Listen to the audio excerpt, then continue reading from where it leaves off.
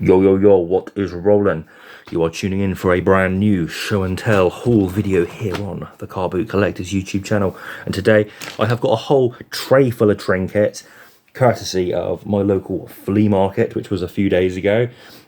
Got some fairly interesting things, as you can see. A nice little assortment of the things I like to buy. Some toys, some oddities, some little curios. A few other bits as well to show. Got some loose bits here, and I have actually got a painting as well, which I'm not going to show first because it bore everyone away. But yeah, we've got some cool stuff this time around, which I was not really anticipating. I went quite late in the day. This fair, like, it starts at like 6, 7 in the morning for trade buyers. It generally starts wrapping up around midday. I got there around midday and people were still set up and it was still quite bustling. I think because it was such a nice day, people were hanging around. So I got there late and I just started finding little bits here and there. I didn't, find anything mega or anything absolutely outstanding, but a few quite nice little trinkets. So let's get on in and show you what I found. I think we'll start off with the first thing of the day that I found. Which I've got to be honest, I have no idea really what it is, but I just really liked it. This really stood out to me. I don't know why. I've been on a bit of a crab crustacean craze as of late, and that was really cool. I'm not 100% sure what it is. Just a little carved wood plaque. I don't know. The lady on the stall didn't know what it was either. She thought it might be a shortbread stamper, which I don't think it is. It's a little bit too detailed. Absolutely no idea what its origin is, but I like it, and it was very, very inexpensive. So a little lobster wooden thing. That, dunno. Cool though. Any ideas? Put it in the comments. And next up, we have a very interesting little bundle that all came from the same fella. Now, a lot of what's left here, to be fair, came from the same two sellers. Just had some nice bundles of bits, so got like a pile together, struck a little deal, and just like that, it's my legal property. So this stuff here was all from the same fella, and it was actually quite unsuspecting because he wasn't like a toy trader or anything like that. Quite the opposite, really.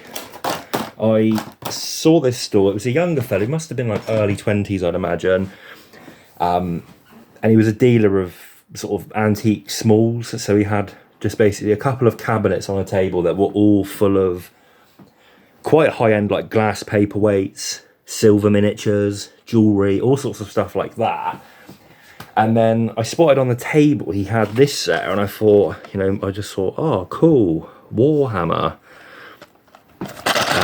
Really out of place on his stall. The Space Orc Splatter Cannon, Warhammer 40k. This is like mid-90s.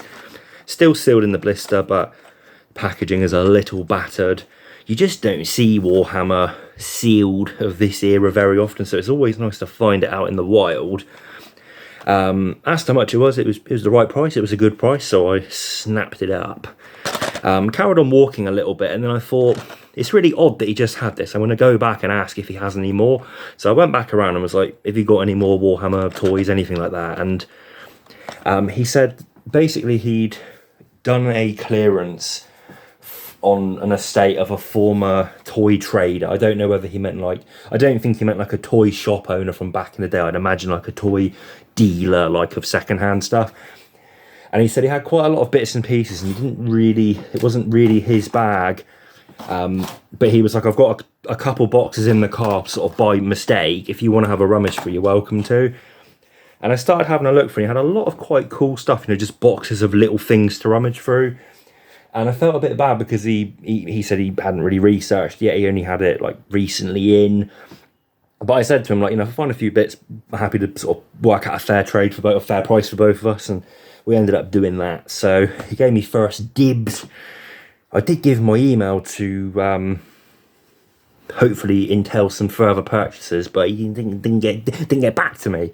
So we've got all these. They're all the same. Void Vehicle Crew. This is some kind of Warhammer type game, presumably not a big, I don't know, I've never heard of it, so I'm assuming it wasn't a massive success. Void, made by iCore Games. We've got 8 of these. They're all the exact same set. I didn't know that when I bought them. I probably wouldn't have bought all of them if I did, but I didn't look at them. I'm going to be dead honest. I just put them in the pile.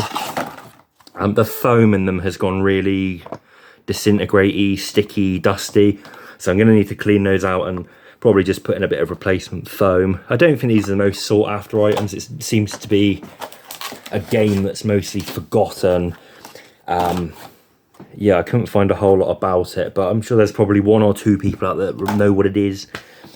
Some OG tabletop wargaming. These are quite interesting. I've had these here and there before. Haven't had any for a little while. This is Davco. This is like a military, like, you know, they made like military tabletop gaming stuff. These are ridiculously tiny scale. So these are 1/1250th scale. So that is a pack of Western Lynx helicopters. You know, they're like, you know, not to brag, we do have pretty big hands, but you can see how tiny they are right there. Western Lynx. A little pack of Western Wasps there. It's absolutely tiny. It's ridiculous. And then some Buccaneers. That's more standard. And then the rest are all decals. So these are like flight deck. I think they're all the same pack. Deck marking decals. So those are those. Davco. One of those things that's quite obscure, but the people that are into it are into it. So it's, you know, worth me picking them up. Someone will find them. I do like picking up helicopter related stuff. And yeah, they're pretty cool. They're pretty cool. Bit of Davco. And this was there too. Another 1/1250 scale. This is a Viking ship. I only really know Viking for making model cars. They make quite a lot of like the little 00 gauge scale trackside stuff. But here's a little ship. Apparently these are quite collectible. Can't say I've ever heard of them before. This ship is the Porpoise, it looks like. Well, that's what it says on the bottom anyway. So that's new in the packet. Not massively valuable, but uncommon. It's the sort of thing that will go quickly. I picked up a little bit of railway stuff from him. As I said before, I don't delve too deep into the railway stuff because I don't personally find it that interesting. But when I see the right stuff in the right, you know, at the right price, I will pick it up. This stuff here, these are Comet coaches. So these are basically, it's not even a kit, it's a bit of a kit. So these are sides for a coach, laser etched brass. You'd probably buy a chassis for another coach, and basically that's just a component to build your own sort of kit bash one. Generally quite desirable. These would have been really expensive way back when. I mean, the price there, £3.25. That's probably from the 80s. There are probably better kits available these days, are more sort of cost effective than piecing together your own ones.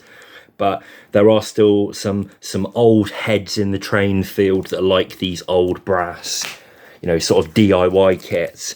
So that's a set of a British Rail open brake, a British Rail second and buffet, and then that one I think is a first class, but it doesn't have the header card. They're all new unused. So they're okay. Not worth super money. Probably in the region of about 10, 12, 15 quid each. But super easy. I mean, they're obviously a large letter. Can be very slow sellers, but there you go. And there's even a little pack of brass etched British Rail coach handles and hinges. So you can see how tiny those are. The detail on these is mental. Absolutely tiny little bits there that you'd have to cut out and put on yourself. So British Rail handles, that's pretty nifty. Now getting into some interesting stuff. These are from the same guy as well. So he had some Star Wars stuff there, and he did have some boxes and pots of little spare parts for sort of corgi dinky cars. Looking in the Star Wars stuff, it was mostly fairly standard stuff. You see, yeah, he had quite a lot, to be fair. He had a lot of stuff. You know, all the ones you see: Reese, Weequay, Leia Bouche, Lando in the skiff gear. He had all of them, but he had a very nice Yoda. My favourite moment is when we realise that this little 2-foot tall green guy is Yoda. And there he is, an OG Yoda, and he's really nice. He's got the cloak, he's got the belt, he's got the snake, and that's a really good one. I know there's a million different variations of the vintage Yoda, different colours of plastic, eye positioning, etc.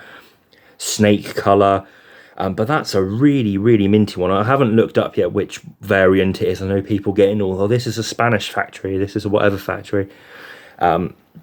But he's ridiculously clean. That's probably a keeper. I don't have a Yoda that good in my own collection. And is a little side note, a little footnote, a little tidbit. He's only missing the cane, and really, really randomly, literally 2 or 3 days before I went to this flea market, I went to a charity shop and picked up a bag of toy soldiers, and in that bag of toy soldiers I found a vintage Star Wars Gamorrean Guard axe and a Yoda walking stick.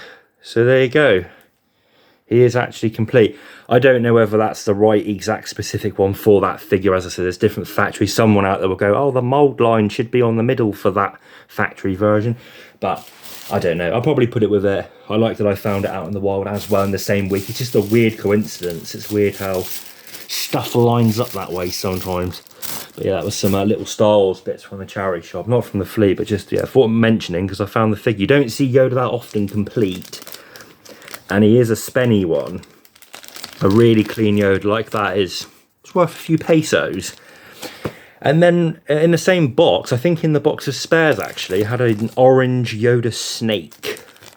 So that's quite nice. Now to me, again, I haven't researched. I haven't even taken out the bag. To me, this snake looks a little off. I don't know, it feels right. It feels right. I don't think I've ever actually had the Yoda snake before, but it looks a little bit too bright. I think it probably is correct, but I'll hop on the old Imperial Gunnery website and I will do some comparisons. It feels right. That's the main thing with vintage Star Wars stuff, really. People do, I'll put it in a bucket of water and if it floats, it's not really very accurate with the way fakes are these days. And it's not really a valid test for most of the weapons anyway. But yeah, I don't know. The more I'm holding, actually, it does feel right. I'm going to give it a smell test. Smells right. Smells good. Probably is, just from where it comes from, probably is okay, I would imagine. But I will check. Handy spare to have. And another very interesting little bit here. This was in a little baggie. It was priced up at some point at £8.60. This is very, very interesting. I have had one of these before.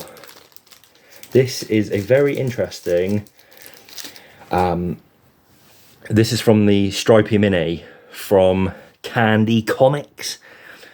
Candy and Andy. A very weird Jerry Anderson comic from the 60s.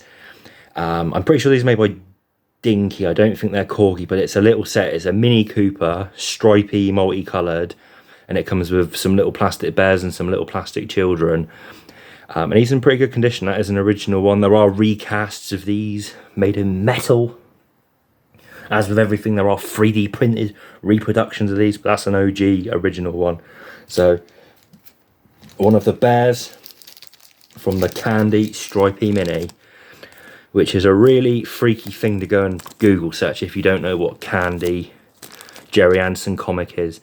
Really weird. They're like puppets that are posed in comic. Like, it's a comic, but they're like photographs of these puppets. Really weird. So there's that. Let's go with this next. We've got a couple of random items that were all on a cheap table. These were all on a table where everything was £1. So always rough having a rummage when people have got tables that are like, oh, everything's a quid, everything's under a £5. Sometimes you look immediately and you can tell this is just all trash. But sometimes you get a little glimpse of a couple things that are semi-reasonable and you think it's worth having a dig here. And I'm glad I did, because I found these 3 little bits. So we've got this little Snow White embroidered picture, a little silk woven picture made by a company called Cash's. 1990s Disney stuff. Not going to swear. Worth having for £1, to be honest. I find Disney stuff just in general quite hard going to actually sell. Every single adult fan of Disney is the same. You know, oh, I love Disney, I collect Disney stuff. And anything like this they have no interest in, but will happily buy a Loungefly bag for £100 or something. Anything rare or unique or actually interesting, not interested. Mass manufactured popular junk, I'll have that, please. But for £1 that's worth having, I'd value it, I don't know, around £20 maybe. Might sell immediately, might hang around. Worth having for £1 though, quite a nice little thing. The frame's quite nice, original frame for it. We've got a very nice bit of British studio pottery here. Stoneware, salt glaze, a nice freckled blue, could be cobalt. Really nice, absolutely minty. I did see a Potter stamp on there, a bit hard to work out because the glaze is quite thick. But there are Facebook pages for identifying studio pottery. And I put a picture of that on there, and within literally 1 minute, someone came through and told me what it was. So it's made by a company called Ridge Pottery, Jenny and Douglas Phillips, based in Queen Camel, still active to this day. Really nice piece. This might be a keeper. I do like a bit of studio pottery. I think when I find stuff that's usable, I quite like it. It's glazed on the inside, which is really nice. Sometimes when you get studio pottery, if it isn't glazed on the inside and it's a vessel for liquid, it's because it's porous, it can retain all of the smell of that. So I've had, you know, stoneware pottery mugs before, and you use them for cider or something, and then after a while they just start to stink, and you don't want to obviously use bleach or anything with it, but glazed on the inside, it's very nice and usable. So there we go, £1. I'm sure in a gallery or something that'll probably be 25, 30 quid at a minimum. So liquid. And then this was also £1. This is quite nice. It's a shame it doesn't have the saucer. This is really not the sort of usual thing I pick up, but it was worth having for a mere £1. So it says Ainsley Pottery, probably 1920s, 1930s. The Cup of Knowledge. This is like a tea leaf reading cup. Quite nice condition. All of the gilding is intact. A little bit of wear to it, but it's in pretty reasonable condition. With the saucer, these are around 40, 50 quid. Without it, it might still bring 20 without the saucer, but nice to just have an original one. I do see these tea reading cups here and there, and usually they're like modern sort of, you know, just sort of modern type stuff. But it's nice to have an actual proper old one. So yes, not really my usual bag, but for that price, it's well worth picking up. And then we're just on to the last couple of bits now. Again, these are all sort of from the same person. This was a random one, Highlander on Blu-ray for £1. I've never seen that. I know it's a bit of a cult classic. A classic of 80s cinema. Never seen it though. For £1 it was worth having. I think it trades in for £5 even. So even if I don't like it or I put it on and it's boring, it's worth having for £1. I don't know where that's come from. A bit of weird tape. These bits here were all from, you know, I'm going to save these actually. I've got one big thing while I remember it. I've got a big painting. So I'm not going to be able to show it all. This is big. It's acrylic on canvas. It's about 3.5 foot by 2 foot. Really big old painting. See this sort of floating building dirigible thing. I really like this. I did identify the artist. It's a French artist called Mute 2. Still active, does really cool stuff. But yeah, just like that. I think with art stuff, if it's something you like and it's inexpensive, it's always worth picking up. Again, I mean, I don't know what that stuff would cost in a gallery or something, but it would definitely be a lot more than what I paid, which was £5, a mere Winston. And that's, you couldn't buy the canvas for less than that, or you can buy the canvas for that. really quite cool. So yeah, I know it's a shame I can't show it properly because it's too big, but you get the idea. I wanted to show it. Okay, last little pile. Some Doctor Who bits and a Walkman. This was quite an odd one because this was like a house clearance vendor. The guy, I think they were from London. The guy was like a proper old school London wheeler dealer type character. And he had loads of cool stuff all over the place. And it was annoying because I was sort of picking up stuff and going, oh, how much is this? He'd go, give you a price and then put it down somewhere else on the stall. So I had a couple of things that normally I'd like to get a little pile together and then tally up in my head how much I'm spending sort of thing. But he was sort of picking up, you know, getting it, putting it down somewhere else, and someone else would pick it up and buy it from him. So it didn't really, there was some stuff that I was interested in that other people bought. There was a couple things I was interested in which I forgot I'd asked about until I got home, and I was like, oh shit, I didn't even buy that because he put it down somewhere else. But I did buy these bits from him. So we've got a whole selection of Dapol Doctor Who figures. Now there was a couple of casualties here. Two of the Sylvester McCoys are armless. But we've got a good little selection here. These are surprisingly not that desirable. They are cool though. I don't tend to see them about too often. And they're sort of deceivingly crap because you think they look like really primitive early action figures, but these are from like the mid-90s to sort of early noughties, or they were still making some of these for like the Doctor Who exhibit. So they're really cheaply made, like brittle plastic. I mean, they're made by Dapol, which is a toy train manufacturer. I think they just selected them because they were local or something ridiculous. But they're really cheaply made. The scale is really odd on them as well. Like some of them are like way taller than they should be. But I digress. We've got Sylvester McCoy. These are all in quite nice. The ones that aren't broken are in good condition. Cyberman. We've got Mel in the pink blouse. There is a different coloured variation one of that as well. We've got Tom Baker there. Possibly Leo Sayer. We've got Ace. The Ice Warrior. She's got the rifle. That rifle, interesting footnote, is a reused G.I. Joe accessory for Lady J, done in a different colour. K9 with his head off, and then say 2 broken Sylvester McCoys, and then 1 brole for that one there. So he is complete. Irritatingly, I'm certain the baseball bat accessory for that one was there. Let's say where the guy was like just carrying stuff around, depositing it elsewhere on his pitch, that's got dropped somewhere because I definitely don't have it, but I'm certain it was there. The baseball bat. Then we've got this Walkman, which I regret buying really because I paid a tenner for it, which I thought was quite good initially, and it would be if it wasn't busted.